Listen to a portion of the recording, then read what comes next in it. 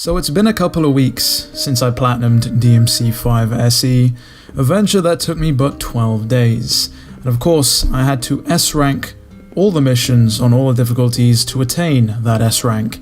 If you cast your minds back a year or so, when the original DMC5 released, I did the very same thing. Now, as a seasoned Devil Hunter, I've had a lot of people ask me for tips in regards to S-ranking missions on this game, so I've decided to put together a short crash course to achieving some S-ranks in DMC5 SE. Without further ado, let's begin. Starting with the very basics, we need to know what exactly is the minimum point threshold to attain an S-rank. As you all know, at the end of a mission, you receive a mission score based on how stylishly you were playing, aka how high you managed to get that style bar up during combat. Now I'm going to skip over some of the requirements for the easier difficulties like Human and Devil Hunter, and skip to some of the more challenging difficulties. So when completing Son of Sparta, you need a minimum of 5,500 style points at the end of that mission to attain an S-rank. For Dante Must Die mode or Vergil Must Die mode, that is bumped up to a minimum of 6,000 points. And of course, if you're going for Hell and Hell mode, the hardest difficulty, as many like to call it, you need at least 5,500 points. Now, this is easier said than done because a lot of the missions, a lot of the encounters in DMC5 SE tend to be quite finicky, especially when things like Mission 10 or Mission 18 come into play, which throw some absolute wildcards your way. Now there's two main ways to go about achieving the minimum requirement, the first of which is just by brute forcing it and attaining the style points necessary, going over that threshold, finishing that mission essentially with your style points above the threshold needed for the S-rank.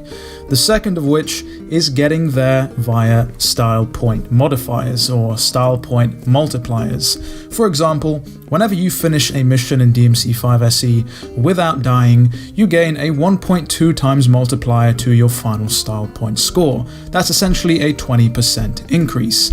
That means that if you're playing on Dante Must Die or Vergil Must Die mode and you need that 6,000 style points, you could finish a mission, technically, on 5,000 style points, and as long as you haven't died and you get that no continue multiplier, you'll gain 6,000 style points overall, as you've got the 5,000 base and then you've got the 1,000 extra added on via a multiplier. So if you get to the end of a mission below the minimum amount of style points required for an S rank, you can rest easy provided you know you haven't died at all in that mission. And for those that prefer an arduous task, people who really want to test their mettle, or in fact maybe you just are struggling with building up these style points needed, specifically because of the game's encounter design, which we're going to get onto in a second, you can no damage an entire mission and gain a 2 times multiplier at the end of it, or 100% of your score essentially added on top to get you over that threshold.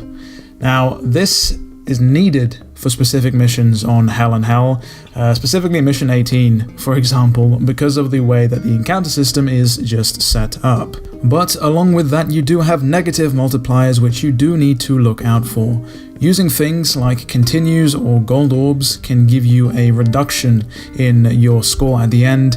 You can have 10 or 20% taken off depending on whether or not you use a continue or a gold orb. And then if you use a super costume, you can expect to see a massive reduction in your score. 80% of your stylish points will be taken away at a mission, which, to be honest, makes it incredibly hard to get an S rank using a super costume unless you no damage the entire mission. But even then, getting the S rank is not a given. But enough waffling, let's get into some of the gameplay aspects, or what you can expect to use to attain an S rank, and the first of which is avoiding damage. As obvious as it sounds, it is easier said than done. Getting hit will massively reduce your style rank gauge and it will just throw you out of whack entirely. You want to avoid taking damage wherever you can, especially on the harder difficulties like Hell and Hell or Dante Must Die, Vergil Must Die, because you die in a couple of hits anyway, and if you die, it's pretty much game over because you're going to get a reduction in your style points. So always be on the lookout. Make sure you're wearing headphones or make sure you've got the sound on. A lot of enemies in this game, along with a visual sort of indicator that an enemy is going to attack, like a long wind-up animation, enemies will make a specific noise. You know, if a Hellcaner is coming at you dragging his scythe, you're more likely to dodge that attack if you're listening for that scythe dragging along the ground. So make sure that you try and avoid damage as much as possible, even if it means you have to delay pulling off those big mega fuck you moves. One easy way to do this, which I preach about all the time and people think is cheesy as hell, and let's be honest, it is cheesy as hell, it is the camera manipulation that you guys have heard me talk about so much. Enemies in DMC5, even DMC4 and DMC3, will not start an attack animation unless they are on the screen. You can infinitely pacify enemies by just turning the camera around. Yeah, of course, you're not going to be able to lock on, you're not going to be able to see what an enemy's doing, but it won't matter because they're going to be off screen and their sole purpose at that point is to try and get back onto the screen to start an attack animation. So if you need room to breathe, if you need time to think things out, just turn the camera so no enemies are on screen. This works even better for characters that have moves that automatically track, like V or Vergil. Vergil's judgment cuts require no lock-on, which means you can throw Vergil in a corner, turn the camera around, and just judgment cut to your heart's content. The only caveat to this is that first of all it can't be used on bosses because bosses will automatically have the camera locked onto them, and the second of which is if an enemy gets a single pixel, that's all it takes. If an enemy just a single pixel on the screen for a split second, that is all it takes for an enemy to start their attack animation. So if they do it and you're unaware that they've started an attack animation, you turn the camera, think you're all safe, you're likely to get blindsided by an attack, so just do be careful. The next tip I want to discuss, and kind of a big one, is playing aggressively. A lot of times I see new players, people who have never attempted to go for S ranks before, just playing too passively. You want to play aggressive for a number of reasons, the first of which is safety. If you attack enemies constantly, you're likely to either guard break them or get them into a stun state, allowing you to wail on them for longer. And if they're stunned, they're obviously not going to be able to attack you and ruin your rank. The second of which is the fact that you want to keep your style gauge or your style rank high, specifically because the higher the style gauge is for longer periods of time, the more stylish points you're going to accrue at the end of that encounter. And of course, we all know you need to hit a minimum threshold of style points depending on your difficulty to achieve an S rank. And one of the simplest ways to play aggressive and to avoid damage is via the use of aerial combat. Now, if you have enemies up in the air, if you launch them and you go to town on them, they're going to be mid-air in a stun state, so they're obviously not going to be able to, use hyper armor and just tank through one of your attacks. And of course, because you are up in mid-air, enemies are less likely to be able to reach you with one of their attacks. In fact, if you're high enough, the other enemies on the ground won't even be on the screen, and of course we all know that if enemies aren't on screen, they can't start an attack animation. This also allows you to build a lot of style points very quickly, especially with things such as jump cancelling, which I highly suggest you look into if you're attempting to S-rank some of these missions. Not that it's vital to get into these S-ranks, it's not necessarily mandatory, but it does make things a whole lot easier. I've covered jump cancelling in depth in another video. There'll be a link in the description if you want to check that on your own time, but you want to start using things like jump cancelling to just kind of go to town. And I guess I should make note of the fact that I said play aggressively, but not play silly or play stupid, because I know somebody's going to bring it up in chat, just like, DNC advocates mashing. I don't advocate mashing. Mashing is likely to get you to take damage, especially when you commit to a move that has large recovery frames, but just be aware of the moves that you're using.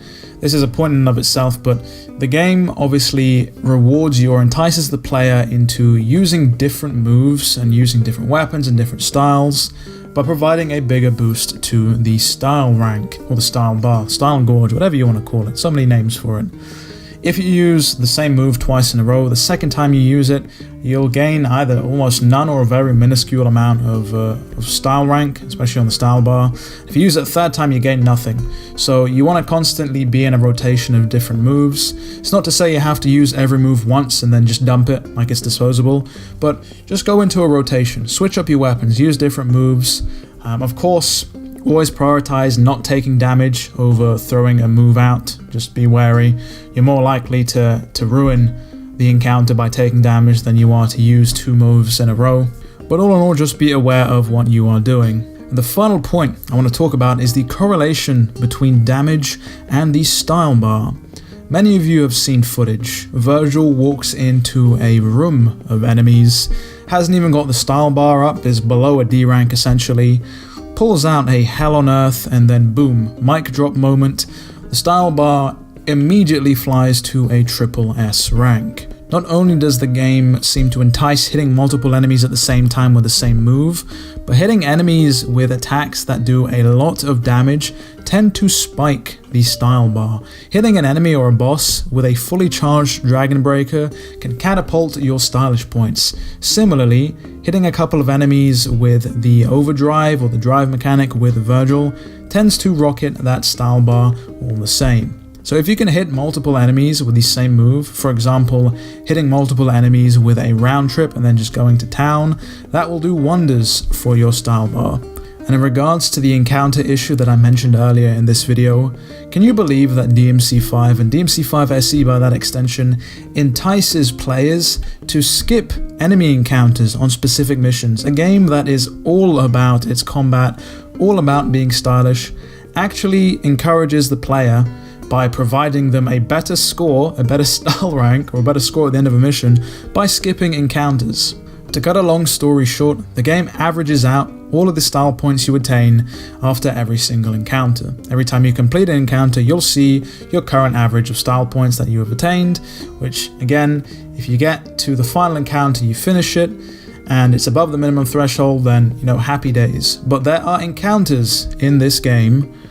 I'm looking at you, mission 10, mission 11, and even mission 18, where you can play your absolute heart out, and at the end of an encounter, your style rank will drop massively, ridiculously, massively, to the point where you can jeopardize your entire run by getting a very poor score at the start of a mission.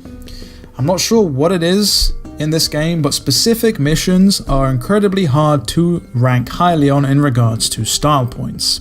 Which of course means there are some non-mandatory encounters that you do want to skip because they will tank your style points and they'll tank your rank all in all at the end, and they will cost you the S rank. And on the other side of that spectrum, there are extracurricular fights or encounters that you have to go out of your way to find that house a numerous amount of enemies, and they are great for somewhat salvaging your rank if it's dipped below the threshold, whether that's the threshold for brute forcing a mission or the threshold for getting the S rank via the multiplier. And one final thing, which I know I keep mentioning, but this honestly is the final thing, and I have to include it because people really love cheese, especially in this game. It is the no continue cheese, which will help you on Vergil Must Die, DMD, and below. Won't work on Hell and Hell due to the way that the checkpoints work, but long story short, if you die at any point during gameplay, do not hit continue, do not hit give up, do not use a gold orb, do not pass go, do not collect $200. Immediately close the game, go out into your dashboard, reopen the game back up, and then once you're at the main menu, you want to hit continue.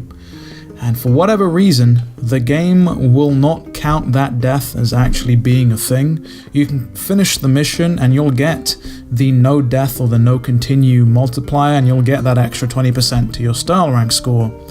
I don't know why this is a thing, but definitely use it to your advantage. If you've managed to grit your teeth and get through a mission and you're almost about to S rank and you die right at the last hurdle, you can get straight back into the game, finish the mission, and it'll be like nothing ever happened, and nothing did happen. It's a secret, just don't tell anybody. And that pretty much wraps it up for the S rank crash course, so to speak. Wasn't really much of a crash course, it was just me rambling for almost 15 minutes. But I hope that it's helped some of you. I know some of you want character-specific guides, which I've got a playlist of over 40 videos at this point for DMC5 guides, whether it's Dante, or Nero, or V, or Vergil, which I do have more Vergil guides on the way, by the way, for those of you who are interested, so be on the lookout for them. But if there's anything else you want me to cover, anything you think I've missed in this video, do let me know down in the comments below. And with all that said and done, it has been me, DevilNeverCry. I would like to thank all of you for watching, and as always, I'll see you all next video.